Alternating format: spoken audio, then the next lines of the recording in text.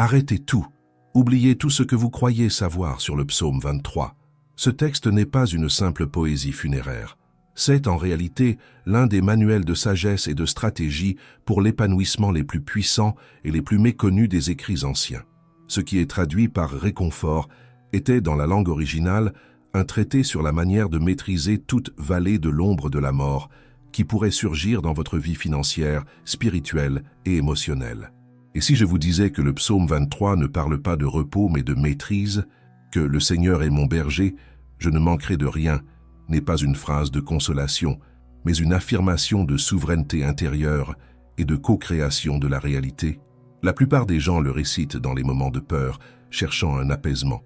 Mais le véritable secret de ce psaume est qu'il n'a pas été écrit pour ceux qui ont besoin de réconfort, mais pour ceux qui aspirent à la puissance. La puissance de manifester, la puissance de créer l'abondance, la puissance de transmuer la rareté en plénitude. C'est le principe que presque personne ne perçoit. Le psaume 23 est une carte. Une carte pour transformer la peur en confiance active, le manque en certitude et la perte en acte créateur. Chaque mot a été soigneusement placé pour éveiller quelque chose en vous, un souvenir oublié que vous n'avez jamais été une victime du monde, mais son co-créateur. Quand David a écrit ce psaume, il n'était pas sur un trône confortable. Il était pourchassé, fuyant pour sa survie. Pourtant, il a écrit « Je ne manquerai de rien ». Pensez-y, il n'a pas dit « Je ne manquerai de rien d'un jour ». Il l'a affirmé au présent, même entouré d'incertitudes. C'est un enseignement caché sur la manifestation. C'est la conscience de celui qui sait que l'invisible répond à ce qui est proclamé avec une conviction absolue, non à ce qui est demandé avec désespoir. Combien de fois avez-vous lu ce psaume cherchant du réconfort sans réaliser qu'il tentait de vous enseigner le contraire? Comment générer l'abondance au milieu du chaos? Comment accéder à l'état de conscience où la vallée de l'ombre de la mort n'est plus un lieu de douleur mais de révélation? C'est de cela que nous allons parler. Et le plus impressionnant est que plus vous comprenez le véritable principe derrière ces mots, plus vous réalisez que toute la réalité autour de vous commence à répondre différemment. Ce qui semblait auparavant être de la malchance commence à s'aligner. Ce qui semblait auparavant être un manque commence à se multiplier. Et il y a un point crucial que vous devez comprendre avant de continuer. Ce psaume ne fonctionne pas comme un sortilège, mais comme une fréquence. Chaque verset est une commande vibratoire. Il a été structuré pour modeler l'esprit, ajuster le champ émotionnel et élever la fréquence du corps.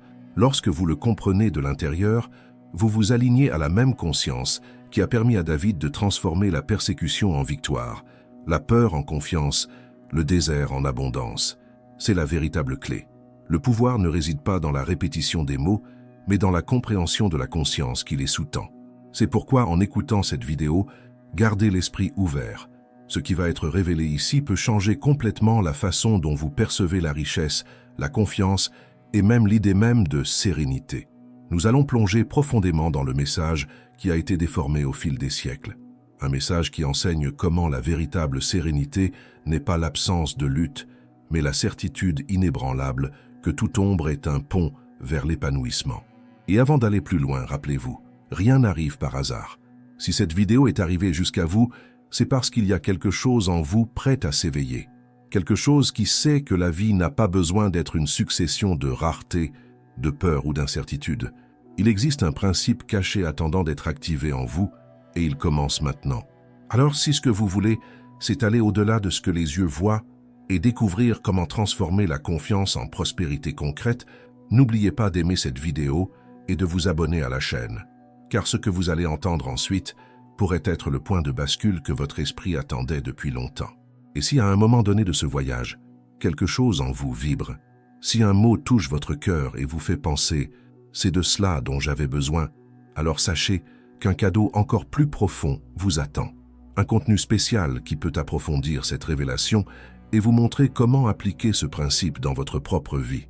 Il est disponible via le lien dans le premier commentaire épinglé.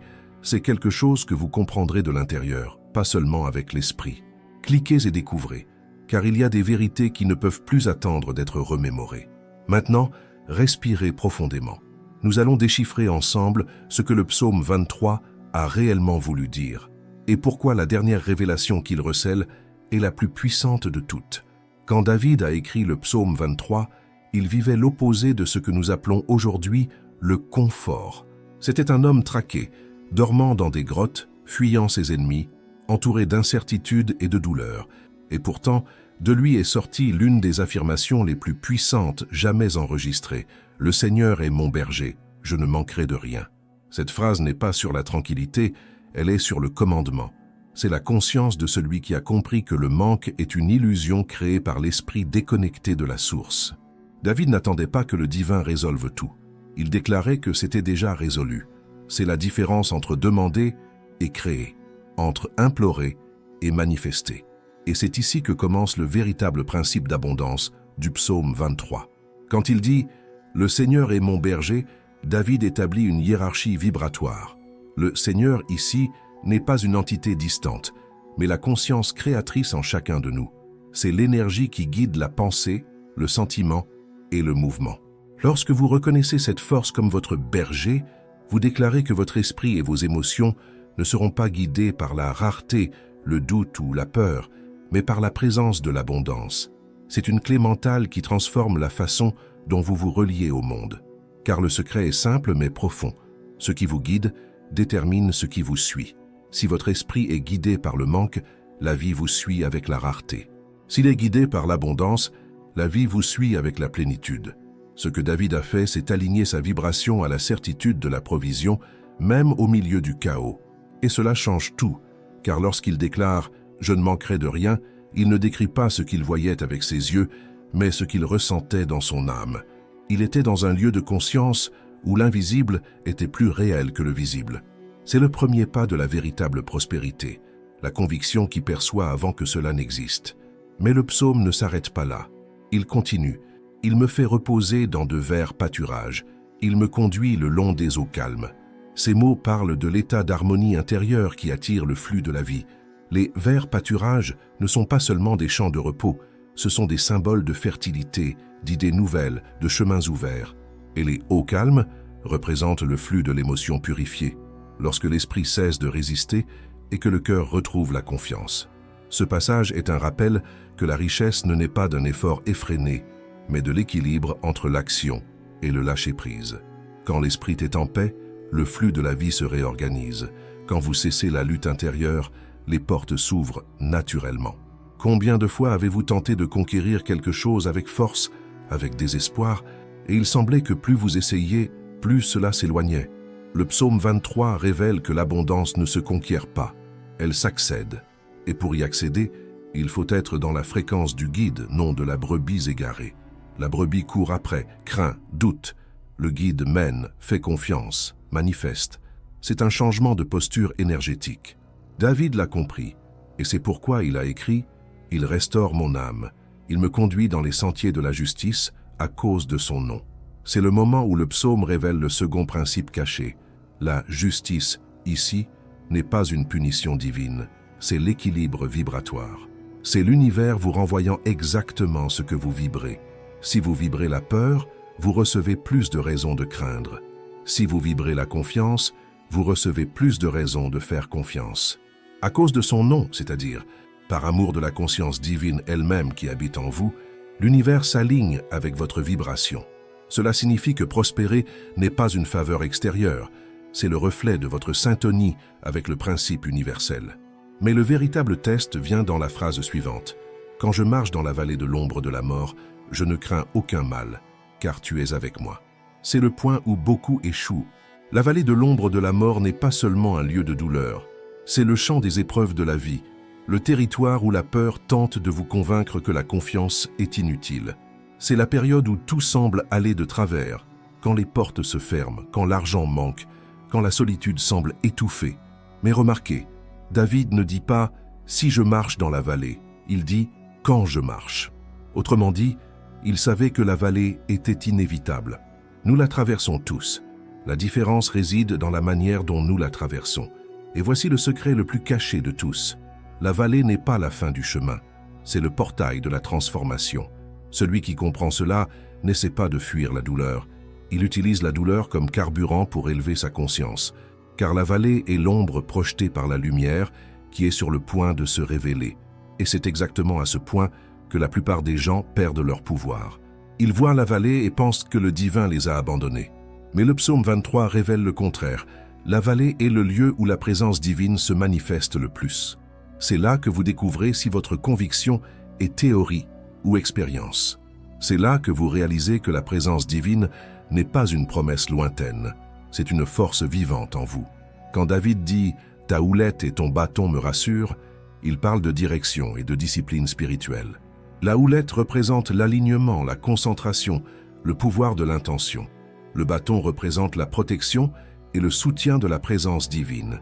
Ce sont les deux pôles de la manifestation, l'intention et la confiance. Sans intention, vous vous perdez. Sans confiance, vous abandonnez. Avec les deux, vous traversez n'importe quelle vallée et arrivez de l'autre côté avec plus de lumière qu'auparavant. Mais peut-être la partie la plus surprenante vient juste après. Tu dresses devant moi une table en face de mes adversaires. C'est l'une des déclarations les plus audacieuses de tous les écrits anciens. Car David ne dit pas que le divin va éliminer les adversaires. Il dit que la table de l'abondance est dressée devant eux. Autrement dit, la véritable prospérité ne vient pas quand tout est parfait, mais quand vous apprenez à rayonner même en étant observé par le doute, l'envie, l'opposition. Le principe ici est simple et révolutionnaire. Vous n'avez pas besoin d'attendre que les circonstances changent pour prospérer. Vous changez de l'intérieur, et les circonstances se réalignent de l'extérieur. Le principe créateur ne supprime pas le défi, il vous élève au-dessus de celui-ci. Et cette élévation est la véritable richesse. Et remarquez ce qui suit. Tu oins ma tête d'huile, ma coupe déborde. Dans le langage spirituel, l'huile symbolise la clarté et l'activation. C'est quand l'esprit s'ouvre et que vous commencez à percevoir le monde tel qu'il est réellement, un miroir de votre conscience. Quand cela se produit, le calice, qui représente le champ émotionnel, commence à déborder. Le débordement est l'état de la manifestation pleine. C'est quand vous n'avez plus besoin de courir après quoi que ce soit, car tout commence à affluer naturellement vers vous. Les bonnes idées apparaissent, les bonnes personnes s'approchent, les bonnes opportunités se révèlent.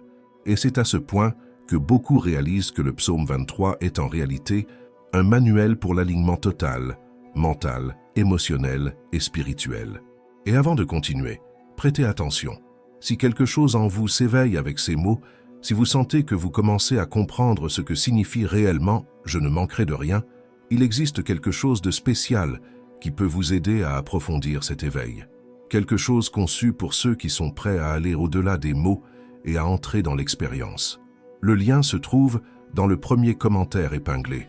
Cliquez et découvrez ce qui a été préparé pour vous. Maintenant, revenons au psaume. Nous arrivons à la partie finale, et peut-être la plus mal interprétée de toutes. Oui, le bonheur et la grâce m'accompagneront tous les jours de ma vie. Ce n'est pas une phrase d'espoir passif, c'est une déclaration de puissance vibratoire.